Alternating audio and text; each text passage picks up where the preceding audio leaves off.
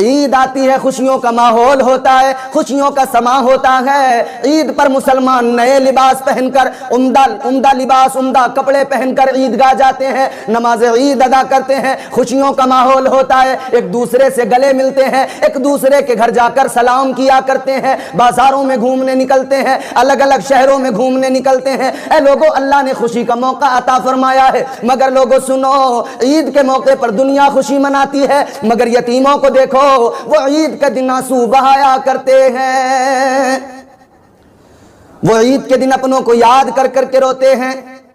میرے مصطفیٰ کریم کونین کے والی تاجدار مدینہ حضور احمد مجتبی محمد مصطفیٰ صلی اللہ تعالی علیہ وسلم عید کا دن ہے، نماز عید کے لیے جا رہے ہیں۔ میرے مصطفیٰ کے پیارے غلام جناب حضرت بلال حبشی رضی اللہ تعالیٰ عنہ، میرے آقا کے عاشق صادق حضرت بلال بھی ساتھ ساتھ جا رہے ہیں۔ میرے آقا آگے آگے، صحابہ پیچھے پیچھے چل رہے ہیں، مصطفیٰ کے صحابہ چل رہے ہیں۔ اللہ اکبر کبیرہ، عید کی نماز کے لیے عیدگاہ پر میرے آقا جا رہے ہیں، مگر میرے مصطفیٰ کے کانوں میں کسی بچے کے رونے کی آواز آئی۔ ایک بچہ رو رہا ہے، جسم پر پھٹا پرانا لباس ہے، وہ آنسو بہا رہا ہے۔ میرے آقا کونین کے والی نے اس کا رونا سنا۔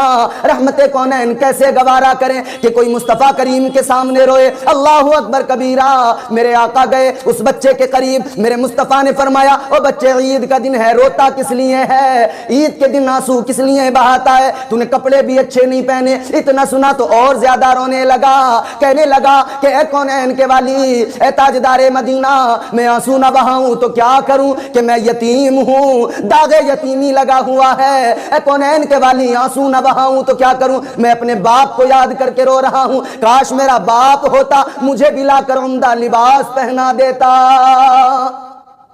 وہ یتیم آنسو بہا رہا ہے، میرے مصطفیٰ نے اس کا غم دیکھا، اس کا رونا دیکھا۔ کہتا، حضور میرا باپ اگر دنیا میں ہوتا، وہ کپڑے مجھے لا کر دیتا، میں بھی نئے لباس پہن کر اپنے باپ کے ساتھ عیدگاہ پر جاتا۔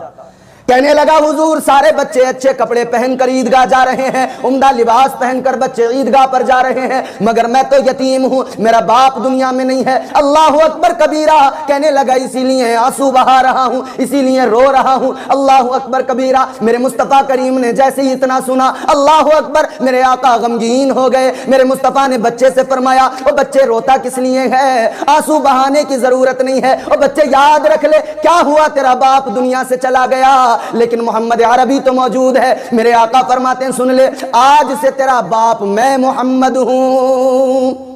اللہ اکبر۔ میرے آقا نے فرمایا، رونے کی ضرورت نہیں ہے بچے۔ بچہ کہہ رہا تھا، حضور میں یتیم ہوں، میرے باپ کا انتقال ہو گیا، میری ماں نے دوسری شادی کر لی، اور جو میرا سوتیلا باپ ہے اس نے مجھے گھر سے دھکے مار کے نکال دیا۔ حضور نے فرمایا، غم نہ کر، آج سے میں تیرا باپ ہوں۔ اور بچے، رونے کی ضرورت نہیں ہے، میں محمد اللہ کا پیغمبر آخری رسول تیرا باپ ہوں، اور عائشہ تیری ماں ہے، فاطمہ تیری بہن ہے، حسنین کریمین تیرے بھائی ہیں۔ اللہ اکبر۔ میرے آقا عیدگاہ پر جا رہے تھے، لیکن رک گئے، واپس گھر کی طرف آنے لگے، بچے کا ہاتھ پکڑا، میرے آقا بچے کو گھر لے کر آ گئے۔ جناب حضرت سیدہ عائشہ صدیقہ رضی اللہ تعالی عنہا سے میرے آقا نے فرمایا، اے عائشہ، اسے تیار کرو۔ اللہ اکبر کبیرہ، بچے کو تیار کیا گیا، بچے کو نہلایا گیا، حسنین کریمین کے کپڑے پہنائے گئے۔ بچے کو تیار کرنے کے بعد میں تاجدار مدینہ امام الانبیاء سید کونین صلی اللہ تعالی علیہ وسلم نے بچے کو اپنے ساتھ لیا، اور میرے آقا بچے کو عیدگاہ پر لے کر چل پڑے۔ میرے حضور نے یتیم کی دلجوئی کی۔ آج ہم یتیموں کی دلجوئی نہیں کرتے۔ عید کے دن عیدگاہ کے روڈ پر سائیڈوں پر یتیم بچے بیٹھے بھیک مانگ رہے ہوتے ہیں، ہمارے امیر جاتے ہیں گزرتے ہوئے، اور وہ ذرا سا بھی خیال نہیں کرتے، انہیں ذرا سا احساس بھی نہیں ہوتا کہ یہ بھی بچے ہیں، ان کے باپ اگر زندہ ہوتے تو یہ بھیک نہ مانگتے، یہ بھی اچھا لباس پہن کر عیدگاہ پر نماز کے لیے آ جاتے۔ ان کی غربت، ان کی مفلسی انہیں بھیک مانگنے پہ مجبور کرتی ہے۔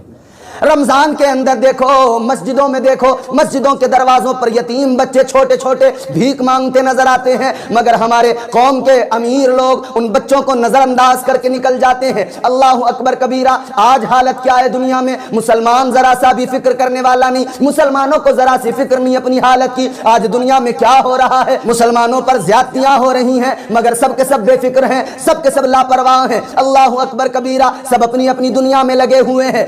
آج رمضان ہندوستان کے اندر نہ جانے کتنوں کے گھر توڑ دیے گئے، نہ جانے کتنوں کو مار دیا گیا، ان کے بچے یتیم ہو گئے۔ اے میری قوم کے امیروں، ان یتیموں کا خیال کرو، ان یتیموں کی دعائیں لے لو۔ قسم خدا کی یتیموں کی دعائیں تمہیں کبھی ناکام نہیں ہونے دیں گی، یتیموں کی دعائیں تمہاری مشکلوں کو ٹال دیں گی، یتیموں کی دعائیں اللہ کے عرش کو ہلائیں گی، اللہ تمہاری مشکلوں کو آسان فرما دے گا۔ اس یتیم کو میرے آقا لے کر آئے عیدگاہ پر نماز عید کے لیے۔ جب میرے حضور لے کر آ رہے ہیں تو دیکھنے والے بھی دیکھ کر کہہ رہے ہیں او بچے اپنی قسمت پر ناز کر، او بچے اپنی قسمت پر رشک کر لے، اس لیے کہ تو یتیم تھا مگر اب تیرا والی کونین کا والی حضور بن گئے ہیں، اب تیرے باپ مصطفیٰ بن گئے ہیں، ایسے باپ تجھے ملے ہیں کہ ایسا کوئی دنیا میں کوئی اور باپ ہو ہی نہیں سکتا ہے۔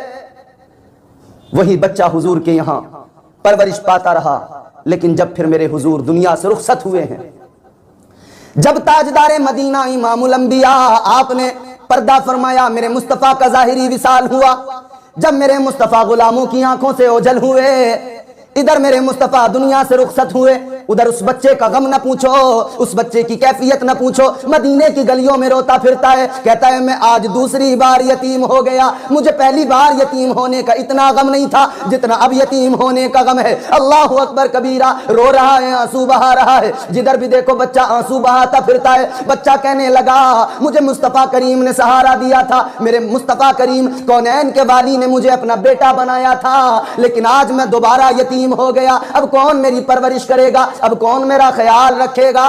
حضرت صدیق اکبر میرے مصطفیٰ کے صحابی خلیفہ اول حضرت ابوبکر صدیق نے اتنا سنا، غمگین تو پہلے ہی سے تھے، غم تو میرے مصطفیٰ کی جدائی کا پہلے سے ہی بڑا تھا، مگر بچے کا رونا دیکھا تو اور زیادہ غمگین ہو گئے۔ بچے سے فرمانے لگے او بچے غم نہ کر، روتا کس لیے ہے، میں محمد عربی صلی اللہ تعالی علیہ وسلم کے جیسا باپ تو نہیں، اس مقام کو تو نہیں پہنچ سکتا ہوں، مگر ہاں سن لے اب تیرا خیال میں رکھوں گا، آج سے ابو بکر تیرا باپ ہے۔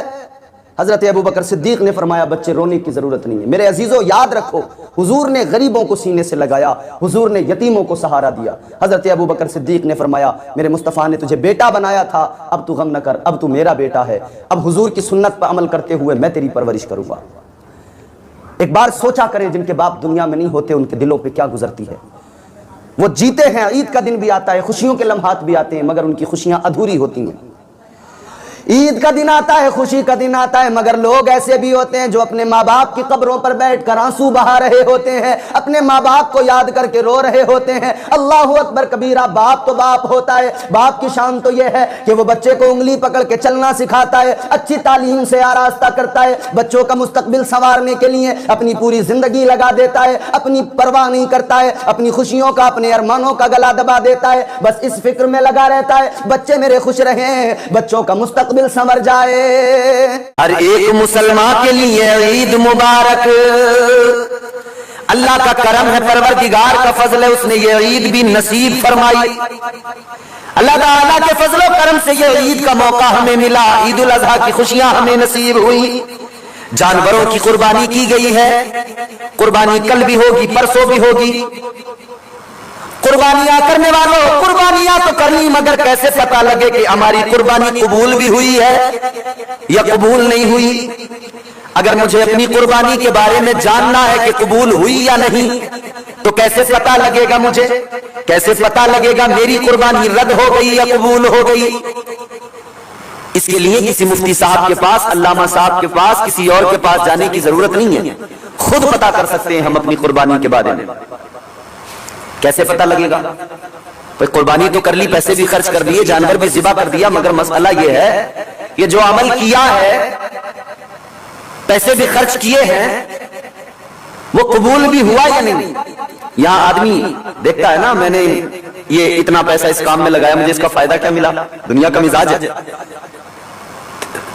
کاروبار کر لیا تو پھر یہی تو سوچتا ہے میں نے کاروبار میں 10 لاکھ لگا دیے، اس کا فائدہ مجھے کیا ملا؟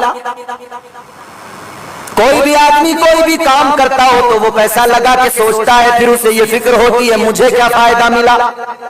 تو قربانی کرنے والا بھی قربانی کر کے یقیناً سوچتا ہوگا کہ قربانی تو میں نے کر لی، مگر کیسے پتہ لگے کہ اس کا فائدہ ملے گا یا نہیں ملے گا، یہ قبول ہوئی ہے یا نہیں ہوئی؟ اس کا پتہ لگانا بڑا آسان ہے میرے عزیزوں. اللہ تعالیٰ نے قربانی کرنے والوں کو اس کا پتہ لگانے کے لیے کوئی زیادہ مشقت میں نہیں ڈالا، بلکہ حضور پاک صاحب لولاک مدنی کریم آقا کا ایک فرمان سن لو، خود بخود سمجھ جاؤ گے. میرے مصطفیٰ کریم فرماتے ہیں، حدیث پاک ہے، آقا نے فرمایا انما الاعمال بالنیات. تاجدار مدینہ نے فرمایا اعمال کا دار و مدار نیتوں پر ہوتا ہے. اب اگر یہ جاننا ہے کہ قربانی قبول ہوئی یا نہیں تو پہلے یہ جان لو کہ میری نیت کیسی تھی. اگر نیت خالص تھی، خلوص تھا نیت میں، تو قربانی یقیناً قبول ہو گئی. اگر محض اللہ کی رضا کے لیے، فقط اس کی خوشنودی کے لیے، اخلاص کے ساتھ اگر کی ہے قربانی، یقیناً جو عمل اخلاص کے ساتھ کیا جاتا ہے اس عمل کو اللہ تعالیٰ قبول فرما لیتا ہے. اور جس عمل میں خلوص نہیں ہوتا، نیت اگر یہ ہو گئی کہ دکھاوا، شو آف جو بہت کرتے ہیں ہم آج کل. اگر کوئی مالدار آدمی مہنگا بکرا، مہنگا جانور لے کے آ گیا، سارے محلے کو دکھاتا ہے، اس کے بچے صبح کو نکلتے ہیں لے کر قربانی سے پہلے پورے محلے کا چکر لگاتے ہیں. ابا بھی 4 لوگوں کو بار بار اس کی قیمت بتاتے ہیں، اتنے کا لایا، اتنے کا لایا. اگر نام و نمود کے لیے، دکھاوے کے لیے، اگر نیت میں دکھاوا، ریاکاری آ گئی تو یاد رکھنا قربانی قبول نہیں ہے. اور اگر خلوص تھا نیت میں تو قربانی قبول ہو گئی. کیونکہ جب دکھاوا آتا ہے، ریاکاری آتی ہے، تو اس میں تکبر بھی آتا ہے. آدمی تکبر میں تو کرتا ہے نا ریاکاری. بڑا آدمی جو ہے ایٹیٹیوڈ میں رہتا، میں نے 2 لاکھ کا بکرا لیا تھا، میں نے 1 لاکھ کا بکرا لیا تھا، اتنی مہنگے بکرے کی میں نے قربانی کی ہے. تو یہ جو ریاکاری ہوتی ہے یہ تکبر پیدا کرتی ہے انسان کے اندر.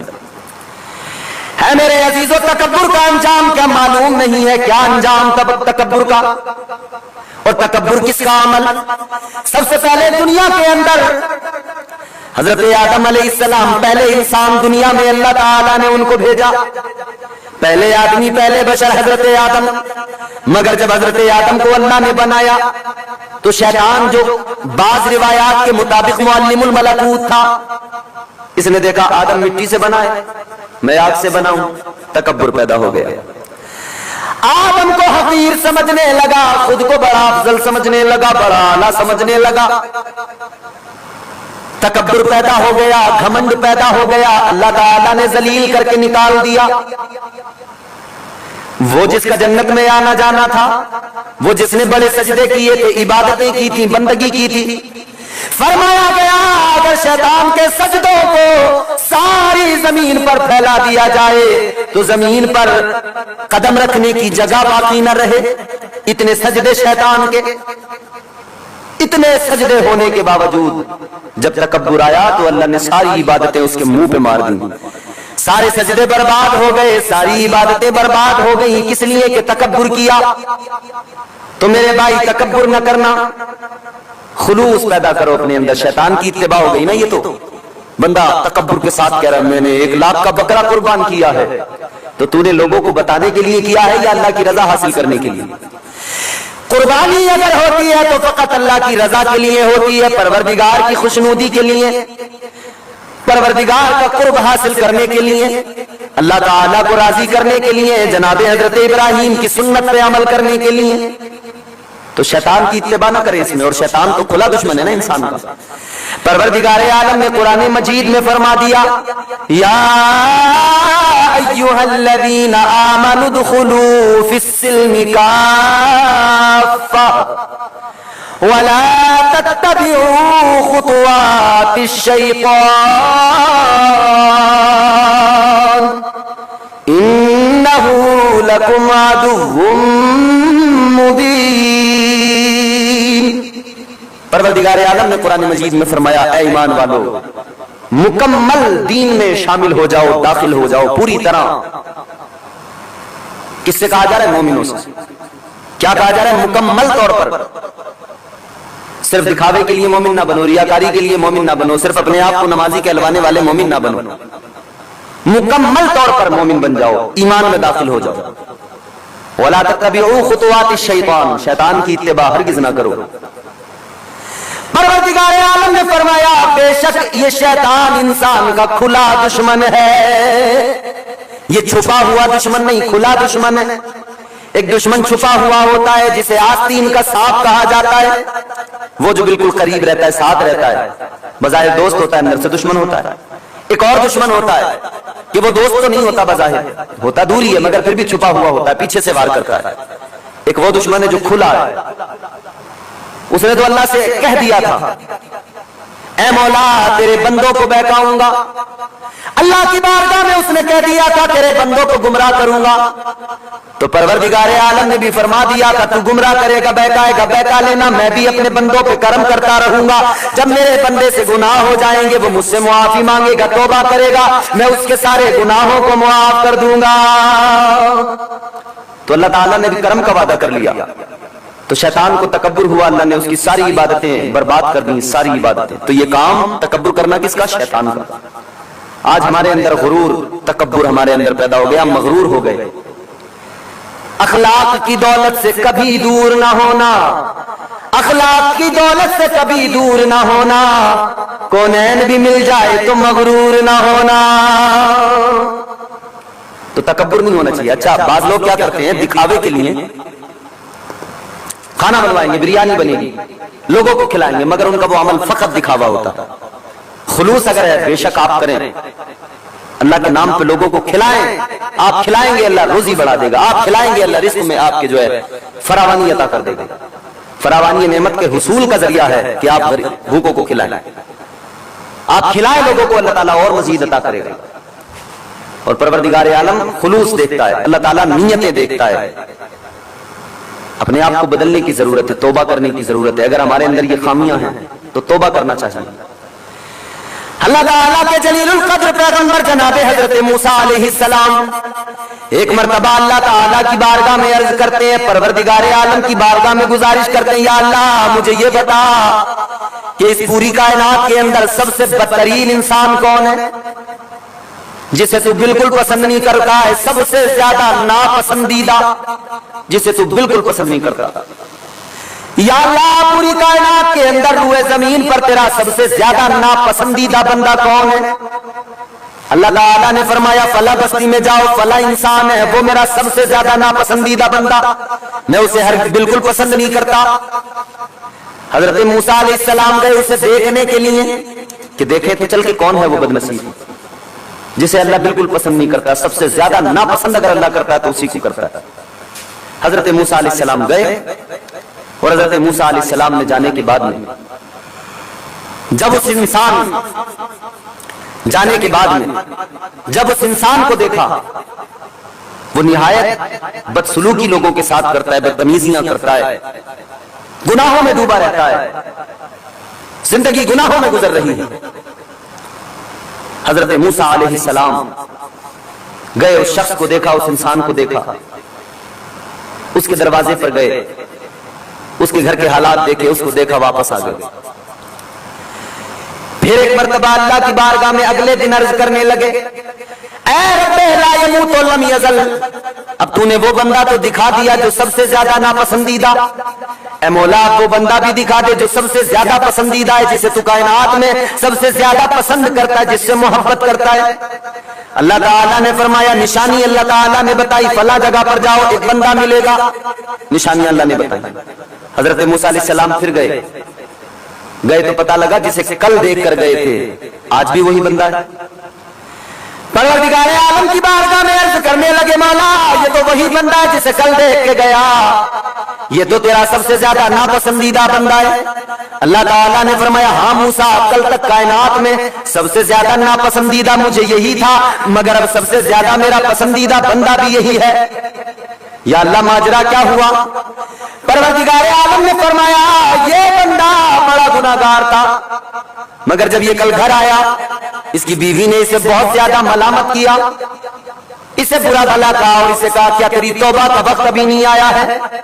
کیا وہ وقت نہیں آیا کہ تیرا دل نرم ہو جائے، تو گناہوں سے توبہ کر لے؟ بیوی نے کہا او میرے شوہر سن لے، اب تو تیری وجہ سے ہم محلے میں بھی بدنام ہو گئے، لوگ ہمیں دیکھ کر بھی کہتے ہیں کہ یہ اس شخص کی بیوی ہے جو بہت بڑا گناہگار ہے. بیوی نے کہا تھا دل سے کہ خدا کے لیے اب تو باز آ جا، اب تو توبہ کر لے۔ اس انسان نے پھر سچی توبہ کی۔ اللہ فرماتا ہے اے موسیٰ، یہ بندہ کل تک توبہ کرنے سے پہلے سب سے زیادہ مجھے ناپسند تھا، اور جب اس نے توبہ کی ہے تو اب اسے سب سے زیادہ میں اس کا رب پسند کرنے لگا ہوں۔ تو جو بندہ گناہوں پر نادم ہو کر توبہ کر لیتا ہے اور اکڑتا نہیں ہے، اللہ تعالیٰ اسے بہت پسند کرتا ہے۔ جو اکڑتا ہے رب اسے پکڑتا ہے۔ دور بہت برا ہے، اپنے آپ کو زمانے سے بچائیں، اپنے عمل میں خلوص پیدا کریں، اور جب تقسیم کیا کریں نا قربانی کا گوشت تو خبردار یہ یاد رکھنا کہ کبھی بھی تکبر پیدا نہ ہو۔ محبتوں کا مکمل اظہار کریں اور حضور کی اس محفل کو اور زیادہ بارونق بنائیں، اس کے حسن میں مزید اضافے کریں۔ مجھ سے قبل آپ نے بیان بھی سنے، نعت و منقبت بھی سنی۔ علماء کرام کی جماعت ممبر شریف پر تشریف فرما ہے، سب لائق تعظیم و تکریم ہے۔ اللہ ان تمام علماء کو سلامت رکھے، زور سے کہیے آمین۔ یاد رہے اللہ تعالیٰ نے بے شمار احسان کیے ہم پر۔ توجہ، اب خاموش ہو جائیں سارے لوگ اور میری طرف دیکھیں۔ وقت کم ہے، جتنا وقت ہے اتنے وقت میں مجھے اپنی نوکری مکمل کرنی ہے، تو آپ میرا ساتھ نبھائیں گے تو انشاءاللہ بات بنے گی۔ اللہ نے بڑی نعمتیں عطا کی، بڑے احسان فرمائے، بڑے فضل فرمائے۔ زبانیں گننے سے قاصر ہیں اللہ کی عطائیں، اس کی عنایتیں، اس کے فضل۔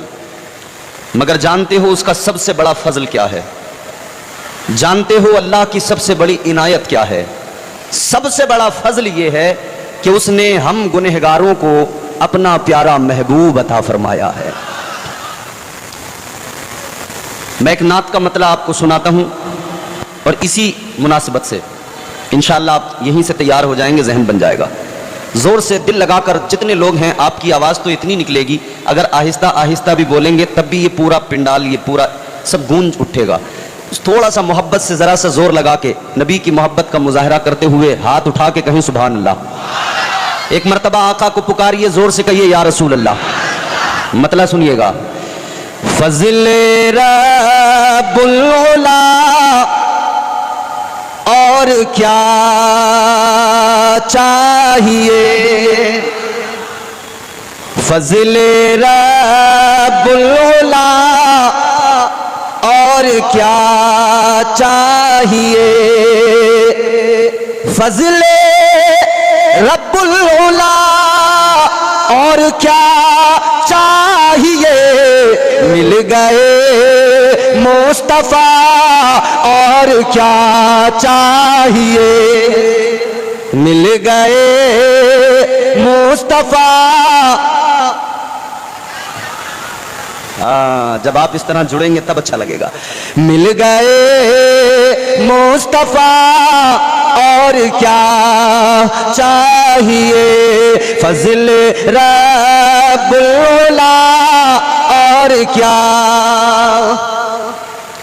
دامن مصطفیٰ جن کے ہاتھوں میں ہے۔ دامن یہ کپڑے والا دامن نہیں جو ہمارا، یہ دامن مصطفیٰ جن کے ہاتھوں میں ہے، مطلب حضور کا طریقہ جو اپنائے ہوئے ہیں۔ ادھر ادھر بھیا میری طرف دیکھیں، تھوڑی دیر ماحول بنا لے ذرا۔ حضور کا طریقہ، حضور کا مشن، دامن مصطفیٰ جن کے ہاتھوں میں ہے، دامن مصطفیٰ جن کے ہاتھوں میں ہے، ان کو روز جزا اور کیا چاہیے، ان کو روز جزا اور کیا، بھر کے جھولی میری میرے سرکار نے۔ یہ شب ولادت ہے، یقین رکھو حضور کی آمد کے صدقے میں اللہ سے جو بھی مانگو گے اس محفل کے اندر، حضور کی آمد کے صدقے میں جو اللہ سے مانگو گے پروردگار وہ آج کی رات عطا فرمائے گا۔ بھر کے جھولی میری میرے سرکار نے،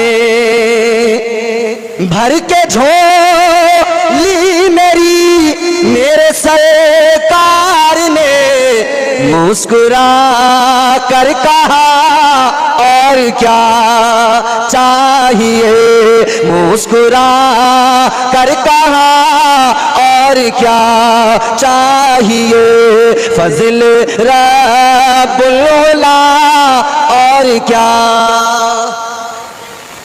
حضور مل گئے تو سب کچھ مل گیا، حضور مل گئے تو کائنات کی تمام دولتیں مل گئیں۔ عزیزان گرامی وقار، ماہ ربیع الاول، یہ بار بار آپ بولتے ہیں سنتے ہیں، بولتے ہیں سنتے ہیں۔ ربیع الاول کا معنی کیا ہے؟ ربیع الاول کا معنی ہے پہلی بہار۔ کیا معنی ہے؟ پہلی بہار۔ اور ایک بات جان لیجئے، بہار تب آتی ہے جب اس سے پہلے خزاں موجود ہو۔ اس کا مطلب یہ ہوا کہ ربیع الاول میں حضور کی آمد ہوئی، وہ ایسی بہار آئی ہے، حضور ایسی بہار بن کے آئے ہیں کہ حضور نے ساری خزاؤں کا خاتمہ کر دیا ہے، ساری خزاؤں کا آقا نے خاتمہ کر دیا ہے۔ جڑیں، اللہ کا کلام سنیں، پروردگار کا فرمان سنیں، زور سے بولیں سبحان اللہ۔ پروردگار عالم خالق کائنات رب لم یزل ولا یزال نے قرآن مجید میں اعلان فرمایا، وَمَا أَرْسَلْنَاكَ إِلَّا رَحْمَةً لِّلْعَالَمِينَ۔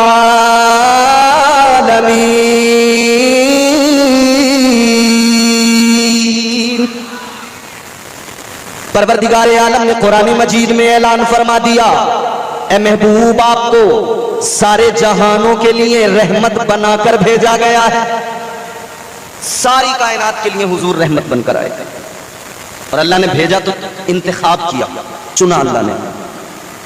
کیسے چنا؟ پروردگار نے تمام مخلوقات میں انسانوں کو چنا، تمام مخلوقات میں اللہ نے انسانوں کو چنا، پھر انسانوں میں اللہ تعالیٰ نے انبیاء کو چنا۔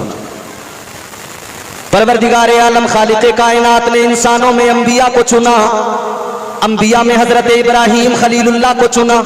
حضرت ابراہیم خلیل اللہ کے دو بیٹے حضرت اسماعیل علیہ السلام، حضرت اسحاق علیہ السلام، اللہ نے ان میں حضرت اسماعیل علیہ السلام کو چنا۔ حضرت اسماعیل علیہ السلام سے اللہ نے بنو کنانہ کو چنا، بنو کنانہ سے اللہ تعالیٰ نے بنو ہاشم کو چنا، بنو ہاشم سے پروردگار نے بنو قریش کو چنا، پروردگار عالم نے بنو قریش سے اللہ تعالیٰ نے حضرت عبد المطلب کو چنا۔ حضرت عبد المطلب کے 10 بیٹوں میں پروردگار نے حضرت عبداللہ کو چنا، اور حضرت عبداللہ کی پیشانی میں نور مصطفیٰ کو اللہ نے ڈال دیا۔ نور مصطفیٰ حضرت عبداللہ کے وجود کو جگمگانے لگا۔ عزیزان گرامی وقار، پھر یہ نور کی امانت حضرت عبداللہ سے سیدہ آمنہ خاتون میرے نبی کی امی جان اللہ اللہ ان کے رحم مبارک میں منتقل ہو گئی، اور 12 ربیع الاول کو ساری کائنات کا خزاؤں کا خاتمہ کرنے میرے مصطفیٰ تشریف لے آئے، ساری جہالتوں کو مٹانے تاجدار مدینہ تشریف لے آئے، ظلمتوں کا خاتمہ کرنے امام الانبیاء آ گئے، تاجدار مدینہ آ گئے، تو ہم غلام یوں کہنے لگے، پردے اٹھے نگاہ سے ہر شے نکھر گئی، تنویر صبح و رات کے رخ پر بکھر گئی، دشت و جبل سے نور کے کوندے لپک پڑے، کلیوں کے جام پھول کے ساگر چھلک پڑے، برگ و بہر نہال ہوئے جھومنے لگے، آپس میں ایک ایک کا منہ چومنے لگے، کرنوں کا رقص ہونے لگا برگ و بار پر، فردوس عکس ریز ہے ہر لالازار پر، تاریکیوں کا نام مٹا کر جہان سے اتری عروج سے صبح نئی آنبان سے، بادل فضائے بحر میں رحمت کے چھا گئے، آئی صدا کہ سید کونین آ گئے۔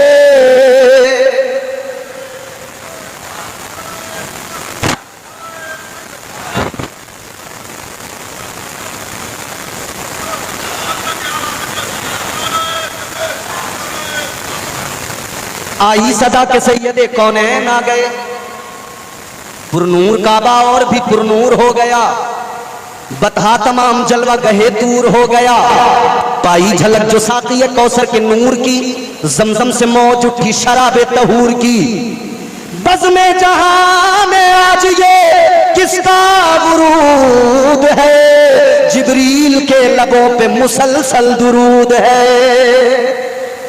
آ گئے مصطفیٰ، وہ آ گئے جن کی زمانے کو ضرورت تھی، وہ آ گئے جن کی انبیاء نے سنائی بشارت تھی، مقصود کائنات آ گئے، مطلوب کائنات آ گئے، وجہ وجود کائنات آ گئے، صدر بزم کائنات آ گئے، امام الانبیاء آ گئے، جان کائنات آ گئے۔ غلاموں حضور آئے، بہاریں آئیں، حضور آئے، برکتیں آئیں، حضور آئے، رحمت بن کے آئے، اور ایسی رحمت بن کے آئے اپنوں نے بھی فائدہ حاصل کیا، غیروں نے بھی فائدہ اٹھایا ہے۔ عزیزان گرامی وقار، مصطفیٰ آ گئے۔ اب ذرا سی آپ کی توجہ مجھے چاہیے، اب ایک جملہ میرا غور سے سن لیجئے گا۔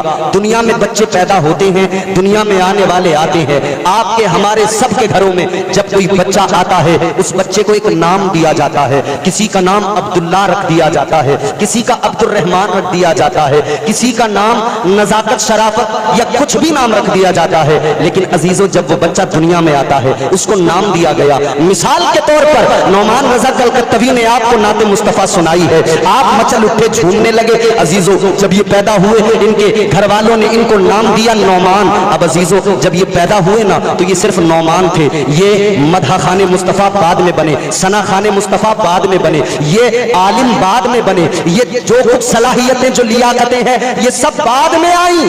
اسی طرح یہ علماء بیٹھے ہیں، پیدا ہوتے ہی عالم نہیں تھے، ان کے ماں باپ نے گھر سے مدرسوں میں بھیجا۔ آج یہاں بچوں کی دستار ہوگی، یہ بچے اپنے گھروں کو چھوڑ کر آئے، یہاں علم حاصل کیا، تب یہ حافظ بنے، تب یہ قاری بنے، تب یہ علماء یہ جو دکھائی دے رہے ہیں یہ تب بنے جب ان کو بنایا گیا، علم دیا گیا، سکھایا گیا، پڑھایا گیا۔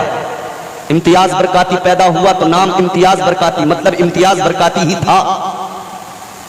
مقرر بعد میں،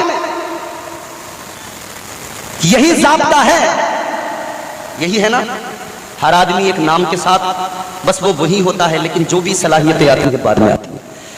عزیزان گرامی وقار توجہ فرمائیے، دنیا میں آنے والے بڑے آتے ہیں، جو کچھ بھی بنتے ہیں بعد میں بنتے ہیں۔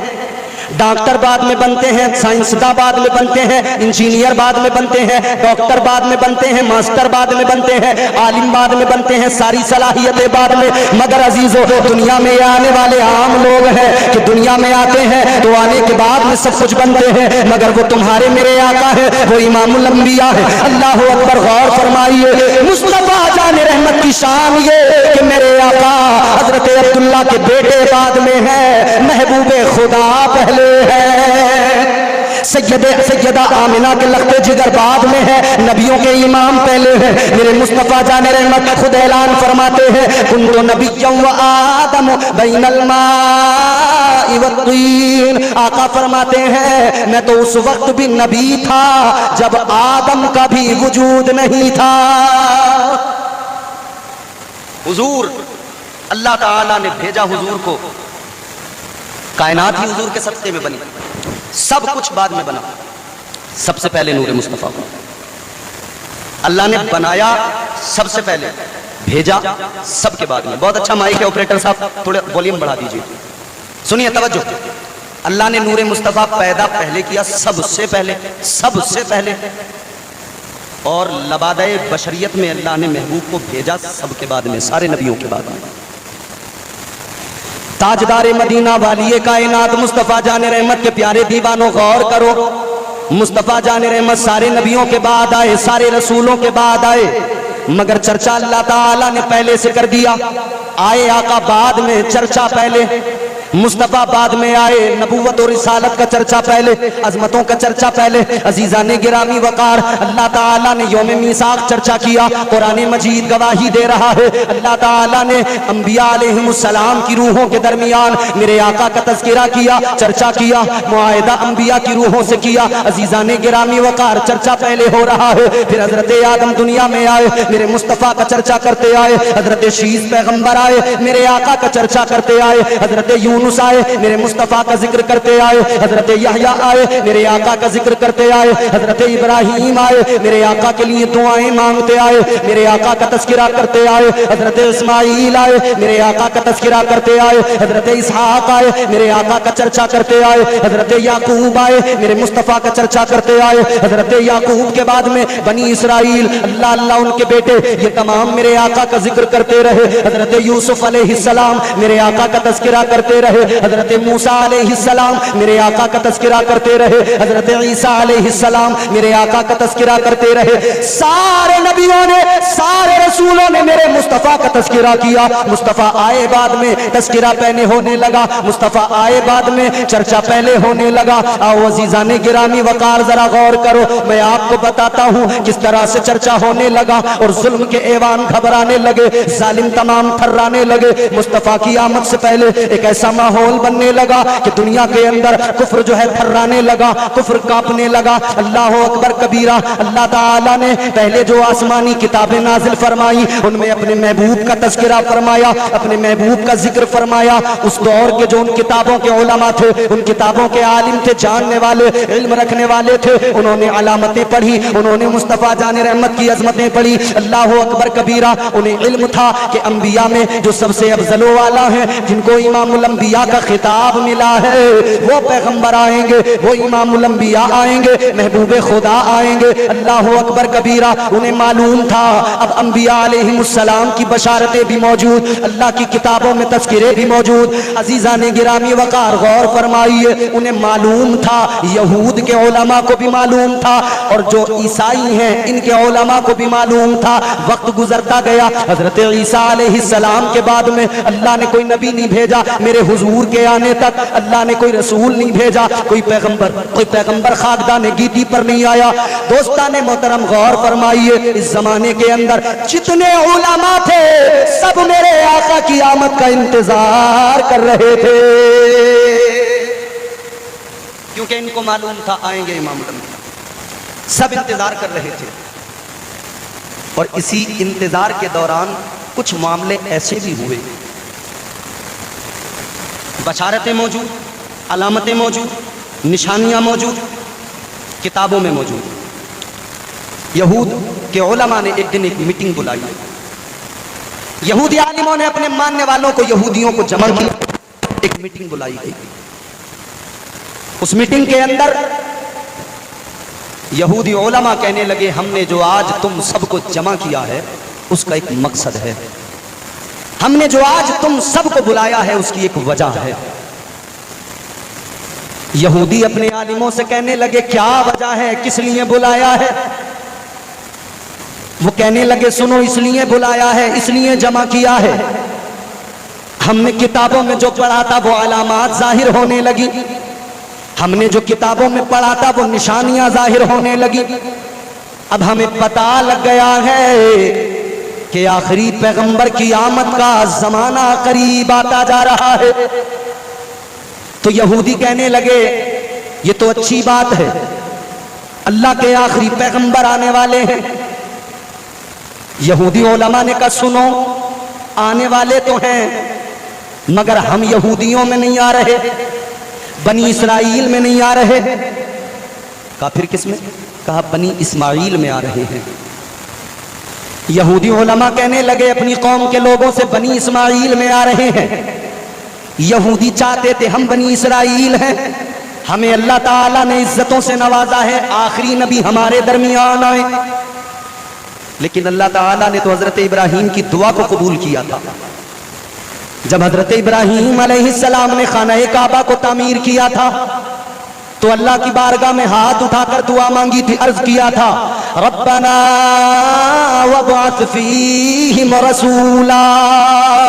اللہ کی بارگاہ میں عرض کیا تھا, اے مولا اپنے رسول کو بھیج دے, یا اللہ اپنے محبوب کو بھیج دے, اپنے آخری پیغمبر کو بھیج دے, یا اللہ کعبہ میں نے تعمیر کر دیا, کعبے کو آباد کرنے والا پیغمبر بھیج دے, اے مولا اپنے آخری پیغمبر کو میرے بیٹے اسماعیل کی نسل میں بھیج دے. اللہ اکبر کبیرہ. دعائے حضرت ابراہیم یہ اللہ کی بارگاہ میں مقبول ہوئی. حضرت اسماعیل علیہ السلام کی نسل کا انتخاب ہوا, اللہ تعالیٰ نے نسل اسماعیل کو چنا حضور کو دنیا میں بھیجنے کے لیے. اللہ اکبر کبیرہ. غور فرمائیے, یہ یہودی علماء میٹنگ لگائے بیٹھے ہیں, کہتے ہیں ہمارے درمیان نہیں آ رہے, وہ تو بنی اسماعیل میں آ رہے ہیں. تو کہا کیا چاہتے ہو؟ یہودی علماء کہنے لگے, ہم یہ چاہتے ہیں آخری پیغمبر دنیا میں نہ آئے, آخری رسول دنیا میں نہ آئے. یہودی لوگ کہنے لگے لگے کیا مطلب ہے تمہارا؟ ان عالموں نے کہا تھا اے ہماری قوم کے لوگوں سنو، ایک طریقہ ہے، وہ طریقہ یہ ہے کہ آخری پیغمبر کے والد گرامی مکے کے اندر موجود ہیں، نام ان کا عبداللہ ہے، نشانیاں ان کی یہ ہیں، نشانیاں بتا کر کہا سنو، اگر ہم عبداللہ کو قتل کر دیں گے تو اللہ کا محبوب دنیا میں نہیں آئے گا، اگر باپ کو ہی قتل کر دیا جائے گا تو بیٹا دنیا میں کیسے آئے گا؟ اللہ اکبر۔ انہوں نے یہ کہا مگر نہیں جانتے تھے فانوس بن کے جس کی حفاظت ہوا کرے وہ شمع کیا بجھے جسے روشن خدا کرے۔ یہ چاہتے تھے نہ آئے مگر کون روک سکتا تھا؟ کس کی مجال جو روک لیتا؟ یہودیوں نے، ان کے عالموں نے اپنی قوم سے کہا تھا یہودیوں سے کہ ہم چاہتے ہیں ہمارے درمیان سے کچھ لوگ جائیں اور آخری پیغمبر کے والد جناب عبداللہ کو جا کر قتل کریں۔ 70 لوگ تیار ہوئے، 70۔ ارے آرام سے بیٹھو بھائی، ادھر دیکھو، ادھر یہ دیکھو، نبی کی ولادت کا جشن ہے، بیچ بیچ میں شیطان آئے گا کیونکہ شیطان آج کی رات بہت غمگین ہے، شیطان بہت پریشان ہے۔ میرے اعلیٰ حضرت فرماتے ہیں نا، نثار تیری چہل پہل پر ہزاروں عید ربیع الاول، سوائے ابلیس کے جہاں میں سبھی تو خوشیاں منا رہے ہیں۔ تو شیطان بیچ بیچ میں آئے گا، کبھی آ کے کسی کو چھیڑے گا، ارے یار جلدی گڑبڑ پیدا کرو، یہاں پہ ماحول خراب کرو کسی طرح، مگر شیطان کے بہکاوے میں نہیں آنا ہے۔ میری ماں بہنوں، شیطان تمہارے درمیان بھی آئے گا، آپ کو بھی شیطان کے بہکاوے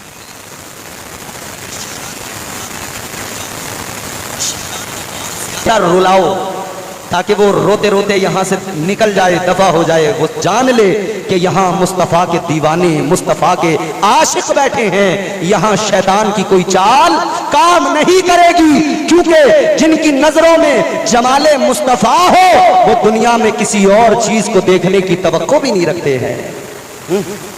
تو حضور کے گنبد کو، مدینے کو، حضور کی جالیوں کو ذہن میں بسا کر پھر بات سنیں، جلدی بات کو آگے بڑھا کر جلدی اپنی گفتگو کو ختم کروں گا، ذرا محبت کے ساتھ کہہ دیجئے سبحان اللہ۔ اگر جسم میں جان ہے، کھا پی کر آئے ہیں، لنگر بن رہا ہے، میں نے دیکھا ہے ماشاءاللہ، مجھے کمیٹی والوں نے بتایا، محترم قمر الاسلام صاحب نے بتایا، لنگر کا بڑا عمدہ انتظام ہے، آج بھی لنگر ہے، کل بھی لنگر ہے، تو پھر دیکھو نبی کا صدقہ ہی تو ہے، بولو نبی کا صدقہ ہی تو ہے۔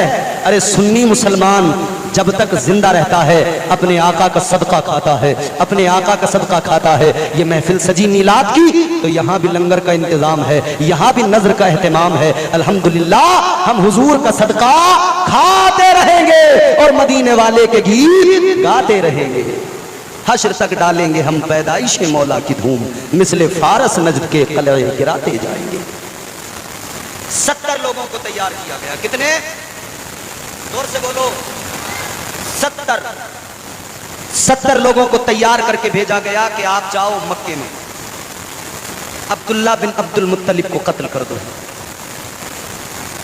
تاجدار مدینہ، والی کائنات، مصطفیٰ جان رحمت کے پیارے دیوانوں، یہ 70 یہودی آئے، رات کو سفر کرتے، دن میں چھپ جاتے کہ کوئی دیکھ نہ لے۔ سفر کرتے کرتے کرتے کرتے کرتے کرتے یہ 70 یہودی مکہ مکرمہ پہنچ گئے۔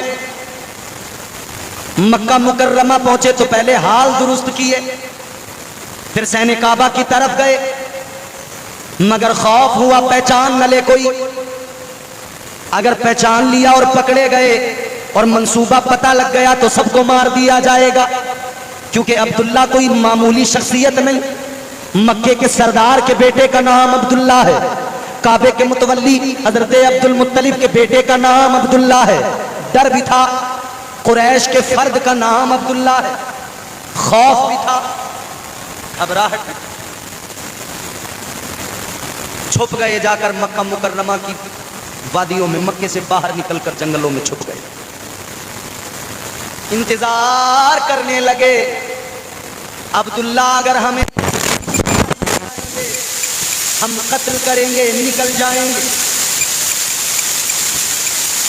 تیاری مکمل، ایک اکیلے طالب کو قتل کرنے کے لیے کتنے آئے؟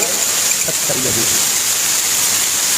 تاجدار مدینہ کے غلاموں غور کرو، 70 یہودی منتظر انتظار میں کہ عبداللہ کو قتل کریں گے، جس دن مل گئے قتل کر دیں گے. اللہ اکبر کبیرہ.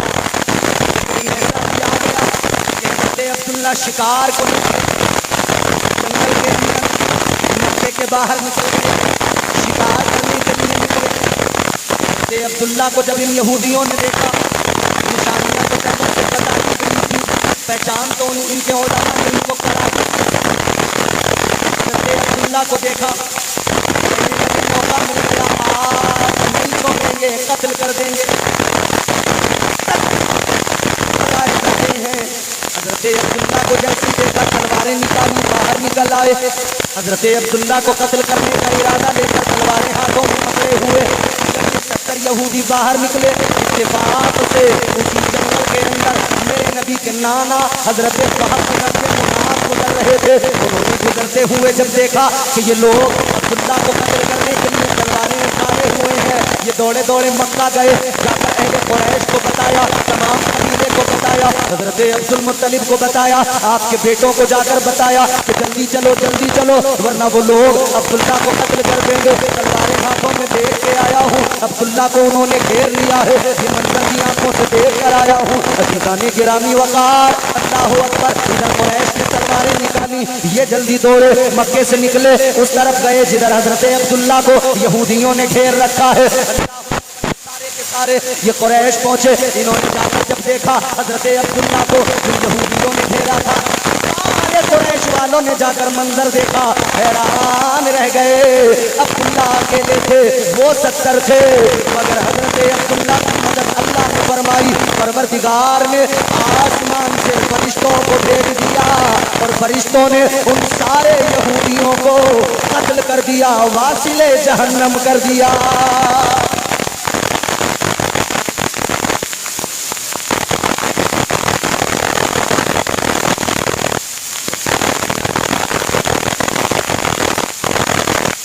عبداللہ میرے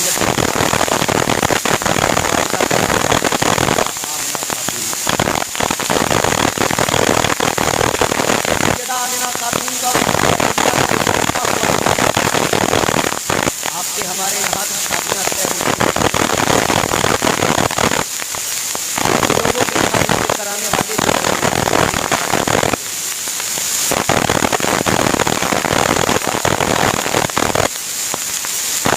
بول بول کے رشتے کرا دیا کرتے ہیں.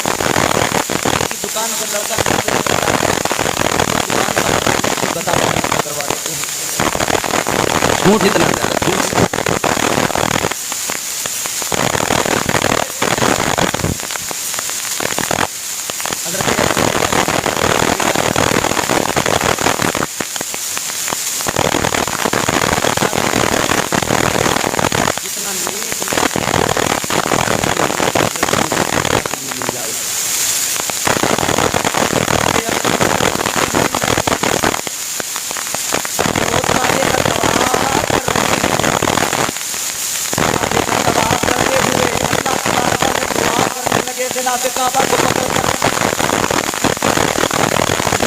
ہوئے مولا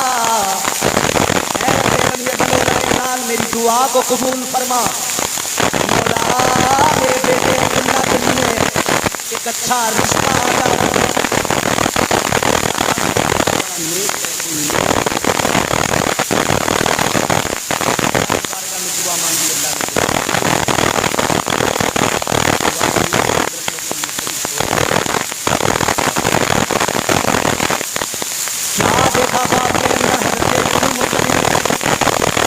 بزرگ خواب میں آئے،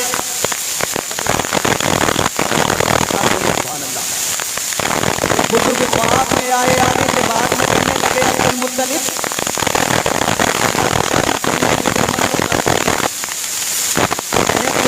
سنو، ایک رشتہ میں تمہیں بتانے آیا ہوں. بزرگ فرمانے لگے عبد جناب وہاں کا دروازہ کہتا ہوں، ان کو اللہ نے بیٹی عطا فرمائی ہے، بڑی نیک ہے، پاک دامن ہے، ہے عبداللہ کے لیے جاؤ رشتہ مانگ لو. حضرت عبد المطلب اٹھے چل دیے جانے کے مدینہ منورہ کے بعد بتایا دستک دی.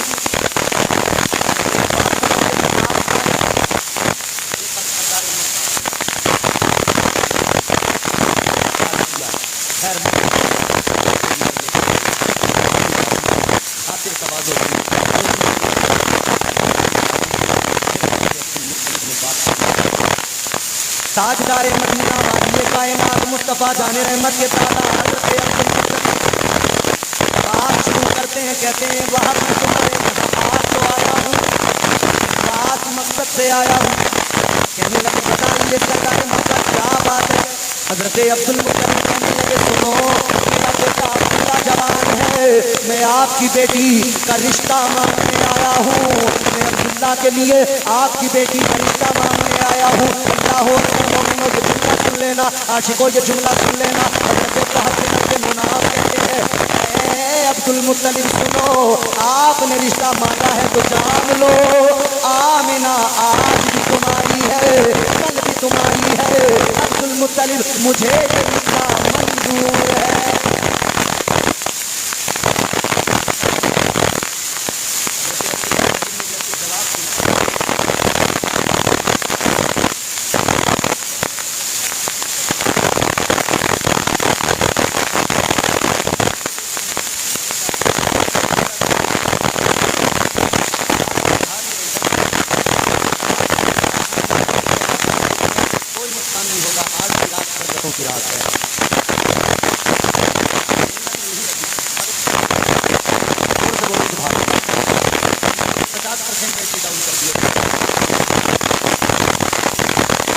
فرمائیے عزیزان گرامی وقار,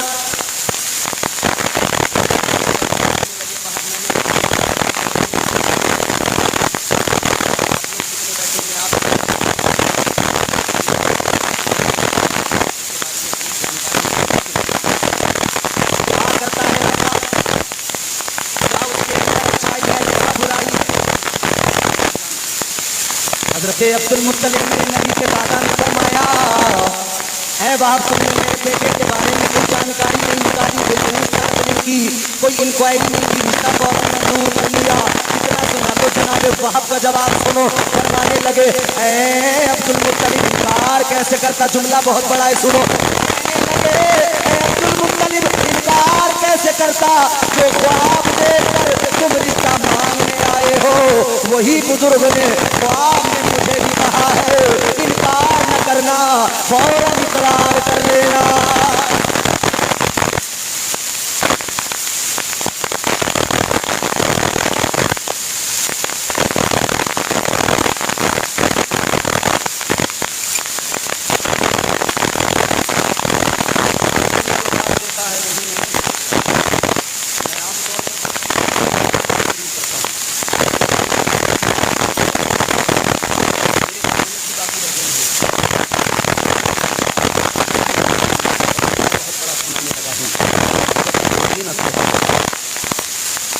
تاجدار مدینہ والی یہ کائنات میں سپا جانے احمد کے دیوانہ اور سنو. حضرت پاک کہنے لگے تم نے خواب دیکھا وہی میں نے دیکھا, جن بزرگ نے تمہیں بھیجا انہوں نے ہی مجھے بھی آ کے کہا. حضرت عبد المطلب سے اب جناب وہاب کہتے ہیں عبد المطلب ذرا یہ تو بتاؤ وہ خواب میں آنے والے بزرگ کون تھے. حضرت عبد المطلب فرماتے سنو جب وہ بزرگ آئے مجھے رشتہ بتایا تو جانے لگے تو میں نے معلوم کیا آپ نے یہ احسان کیا ہے. جاتے جاتے اپنا پتہ بتاتے جائیے, اپنے بارے میں بتاتے جائیے, اپنا نام بتاتے جائیے. کہتے جب میں نے یہ سوال کیا وہ بزرگ پلٹ کے کہنے لگے اے عبد المطلب مجھے دیکھ لو, جان لو, جان لو, پہچان لو. اے عبد المطلب میں کوئی اور نہیں, میں ابراہیم خلیل اللہ ہوں. اور کرو جو والد اور والدہ کا رشتہ ہے طے کرانے والے حضرت ابراہیم خلیل اللہ.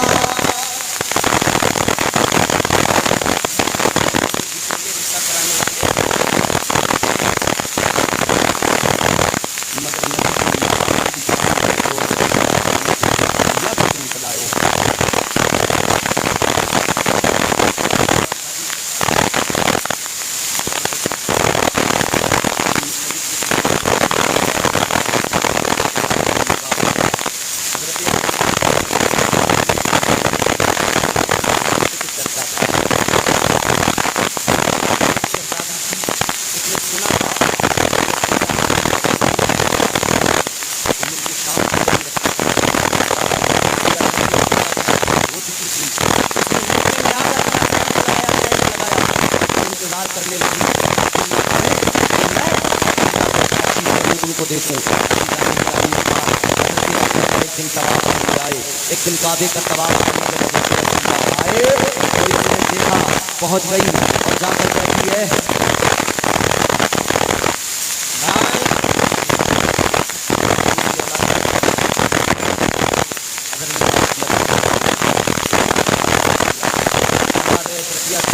हमारा बड़ा मजबूत ताल्लुक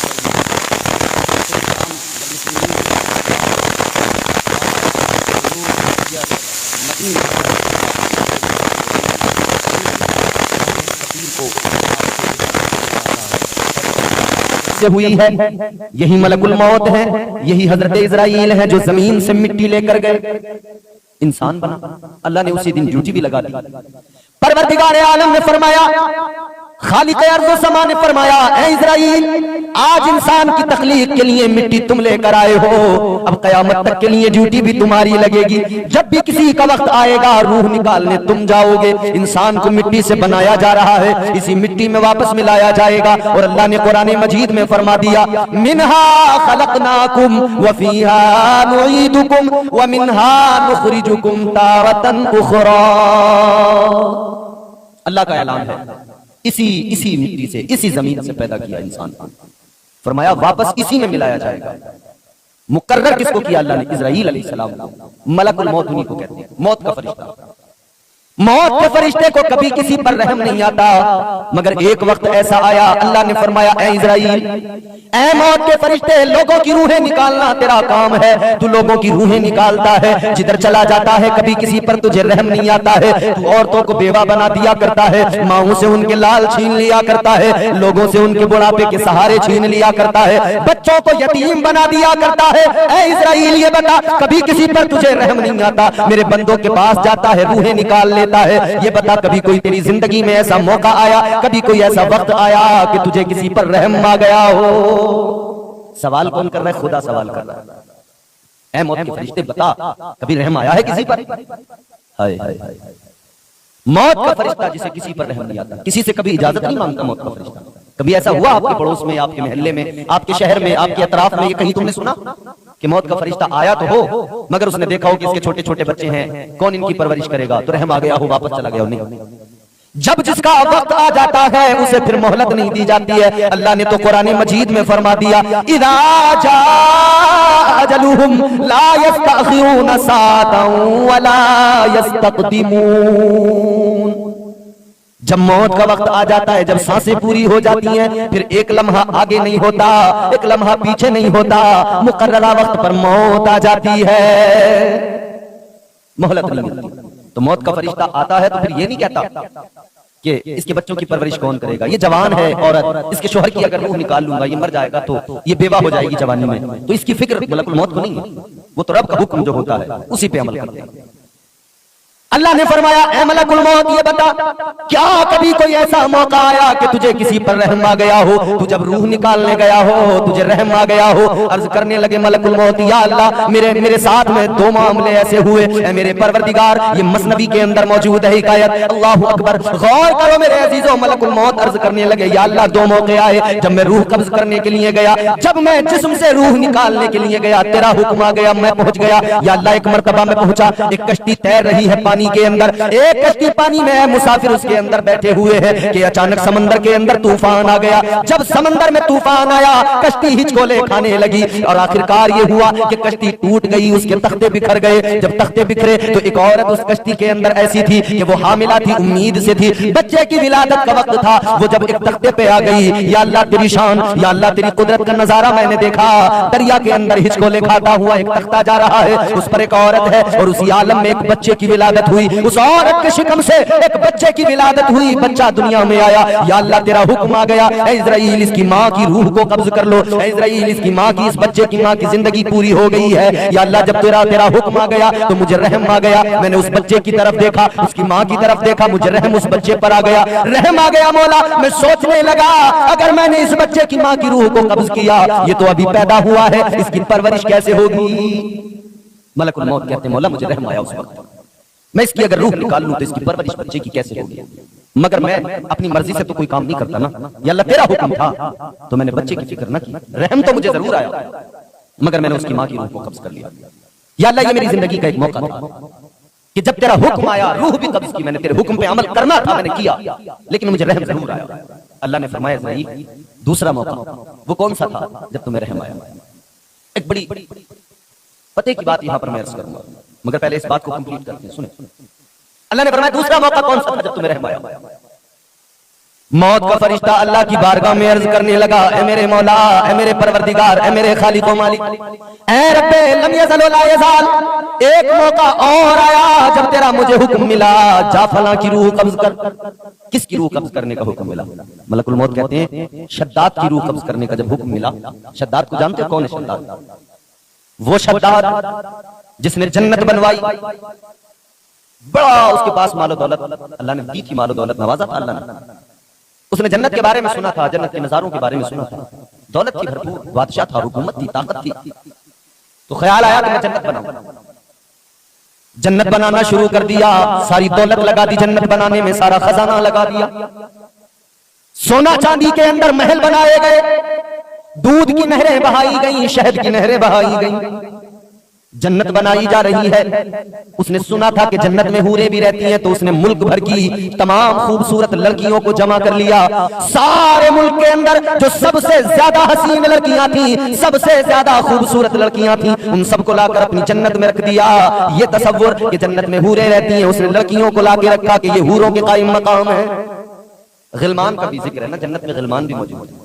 اس نے سارے ملک کے جوان لڑکے، نابالغ، خوبصورت، ان سب کو جمع کیا، پورے ملک کے اندر سے لائے گئے اور ان سب کو لا کر اپنی جنت میں رکھا۔ قیمتی لباس پہنائے، قیمتی لباس سے آراستہ کیا، خوشبوئیں لگائی گئی، بڑا انتظام ہوا۔ الغرض وہ جنت تیار ہو گئی، بڑا پیسہ لگایا، بڑی دولت لگائی، بڑا مال لگایا، سارا خزانہ لگا دیا۔ ڈریم پروجیکٹ جسے کہتے ہیں نا، وہ تھا اس کا۔ آج بھی ہمارے لوگ کرتے ہیں نا کہ میرا ڈریم پروجیکٹ یہ ہے میں ایک شہر آباد کروں، میرا ڈریم پروجیکٹ یہ ہے کہ میں ایک ایسی بلڈنگ بناؤں، ایک ایسی عمارت بناؤں، اس کے اندر یہ ہو، یہ تمام سہولیات۔ آدمی سوچتا رہتا ہے، اس کا بھی ڈریم پروجیکٹ تھا کہ میں جنت بناؤں اور ہر چیز جنت کے اندر رکھوں، میوجات ہوں، جنت کے اندر دودھ کی نہر ہو، شہد کی نہریں ہوں، سب کچھ کیا اس نے۔ دولت تھی، یہ دولت والے مالدار لوگ، امیر لوگ سمجھتے ہیں سب ان کے کنٹرول میں۔ یاد رکھنا، دولت پہ ناز کرنے والوں، دولت پہ گھمنڈ کرنے والوں، تم سمجھتے ہو سب تمہارے کنٹرول میں ہے، جیسے تم چاہو گے ویسا ہونے لگے گا، مگر یاد رکھنا سب سے بڑی طاقت کا نام اللہ ہے۔ وہ میرا رب ہے، وہ سپر پاور ہے، کائنات کو بنانے والا خدا، سارے دنیا کو، سارے زمانے کو وجود بخشنے والا خدا، ساری کائنات کی تمام تر رونقیں اسی رب نے پیدا کی ہے، سب اس کے کنٹرول میں ہے۔ تم یہ نہ سمجھا کرو تمہارے کنٹرول میں ہے، لیکن یاد رکھنا تمہارے کنٹرول میں کچھ بھی نہیں ہے۔ جب اللہ چاہے دنیا کو تہس نہس کر دے، اللہ جب چاہے دنیا ویران ہو جائے۔ حضرت نوح علیہ السلام کے زمانے میں طوفان آیا، ایسا طوفان آیا ساری دنیا تہس نہس ہو گئی۔ تو سب سے بڑی طاقت کا نام اللہ ہے۔ یہ دولت والے جو عقل کے چلتے ہیں نا، سمجھ لیں، جان لیں، وہ کسی شاعر نے بڑی پیاری بات کہی، دیے سے لو کبھی طوفان سے طاقت چھین لیتا ہے۔ دل پہ لکھنا ان اشعار، ایک ایک مصرے کو دل کی تختی پہ لکھ لینا، یاد رکھنا۔ دیے سے لو کبھی طوفان سے طاقت چھین لیتا ہے، وہ ظالم بادشاہوں سے حکومت چھین لیتا ہے۔ بہت ہی سادگی سے تم گزارو زندگی اپنی، ہوا میں اڑنے والوں سے وہ شہرت چھین لیتا ہے۔ وہ اپنے نیک بندوں کو کبھی رسوا نہیں کرتا، وہ اپنے نیک بندوں کو کبھی رسوا نہیں کرتا، مگر بھٹکے ہوئے لوگوں سے جنت چھین لیتا ہے۔ تو یاد رہے، اپنی اوقات انسان کو یاد رکھنی چاہیے کہ سب سے بڑی طاقت کا نام اللہ ہے، سب سے بڑی پاور کا نام اللہ ہے۔ جو چاہے کر لو، جتنا چاہے زور لگا لو۔ لوگ سمجھتے ہیں ہم دنیا کو قابو میں کر لیں گے، دنیا کو اپنی مٹھی میں کر لیں گے، جیسا چاہیں گے ویسا کریں گے، سب ہمارے کنٹرول میں ہوگا، نہیں ہو سکتا۔ اس لیے کہ اللہ نے قرآن میں اعلان کر دیا، انسان تو کیا ساری دنیا کی جنات بھی ساتھ آ جائیں پھر کوشش کر لیں۔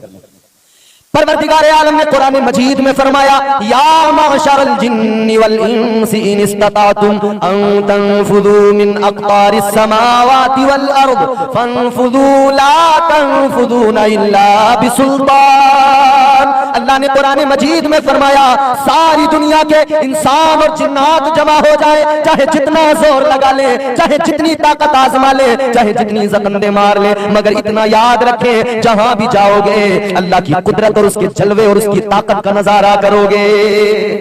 جہاں بھی جاؤ، قرآن کا فرمان ہے، قول محمد قول خدا، فرمان نہ بدلا جائے گا، ہے قول محمد قول خدا، فرمان نہ بدلا جائے گا، بدلے گا زمانہ لاکھ مگر قرآن نہ بدلا جائے گا۔ تو شداد نے جنت بنوائی، سمجھتا تھا سب میرے کنٹرول میں۔ اب بڑا شوق تھا نا، تو ایک دن خبر ملی کہ بادشاہ اب آپ آ جائیے دیکھ لیجیے۔ اس نے قسم کھائی تھی کہ جب تک پوری تیار نہیں ہو جائے گی تب تک میں قدم نہیں رکھوں گا، جب پوری تیار ہو جائے گی، پورا کام کمپلیٹ ہو جائے گا، فنیشنگ سب ہو جائے گی، تب میں جا کر جنت کو اپنی دیکھوں گا۔ اب خبر مل گئی بادشاہ تیار ہو گئی جنت، چلو۔ اب یہ شداد چلا جنت دیکھنے کے لیے، قافلہ نکلا، اللہ و لشکر کے ساتھ میں نکلا، جنت کا نظارہ کرنے جا رہا ہے، اپنی بنائی جنت دیکھنے جا رہا ہے۔ راستوں کو سجا دیا گیا، بڑا اچھا انتظام ہے، بادشاہ جا رہا ہے۔ آج بھی اگر کوئی وزیر چلے، کوئی منسٹر چلے، کوئی ملک کا وزیر اعظم چلے، اس کے لیے بڑے انتظام ہوتے ہیں۔ لوگوں وہ بھی بڑا طاقتور بادشاہ تھا، اس کے لیے بھی انتظام ہوئے۔ راستوں کو سجایا گیا، راستوں کو سجا کر بادشاہ کا استقبال کیا گیا۔ چلو بادشاہ اپنی جنت کا نظارہ کر لو۔ چل پڑا بادشاہ، پہنچ گیا اپنی جنت کی طرف، دیکھا رشک کر رہا ہے، فخر کر رہا ہے، اور گھمنڈ بھی پیدا ہو گیا، میں نے جنت بنائی ہے۔ مگر جنت کا کوئی بدل ہے دنیا میں؟ کوئی پیدا ہوا ہے جو جنت کا بدل لا سکے؟ جنت تو اللہ تعالیٰ نے بنائی ہے، بڑی خوبصورت جگہ ہے۔ کبھی اگر جنت کے حسن پہ بات کرنے لگے، ایک مکمل عنوان ہے، انشاءاللہ کبھی اس پر بات کریں گے، اور مکمل جنت کے عنوان پر بات ہوگی۔ جنت ہے کیا، اس کی خوبصورتی کیا ہے، جنت کی رانائیاں کیسی ہیں، اس کا حسن کیسا ہے۔ شداد نے دیکھا سامنے جنت قریب پہنچا اور قریب گیا، بڑی آرزو ہے دل میں، بڑا شوق اپنی بنائی جنت کو دیکھنے کا۔ ملک الموت کہتے ہیں یا اللہ، جب شداد نے پہلا قدم اپنی جنت کے اندر رکھا تھا، ایک قدم اس کا باہر تھا، ایک اس نے دروازے کے اندر رکھ دیا تھا، یا اللہ اسی وقت تیرا حکم آ گیا کہ اس کی روح کو قبض کرنا، اس کا وقت پورا ہو گیا۔ اے پروردگار، اے رب لم یزل ولا یزال، میں پہنچ گیا شداد کی روح قبض کرنے کے لیے۔ میں نے دیکھا ایک پیر شداد کا جنت میں، ایک باہر، یا اللہ اس نے ساری زندگی کی کمائی لگا دی، ساری دولت لگا دی، ساری سلطنت کا خزانہ لگا دیا، بڑا شوق تھا اس کے دل میں، ایک قدم اندر ایک باہر تھا۔ تیرا حکم آ گیا مولا، میں روح قبض کرنے گیا، یا اللہ حکم تیرا تھا، اے پروردگار میں نے تیرے حکم پہ عمل کیا، لیکن مولا مجھے اس وقت میں شداد پہ رحم آیا، اس لیے رحم آیا کہ اس نے اتنے شوق سے بنائی، ایک بار دیکھ تو لیتا، اتنی تو مہلت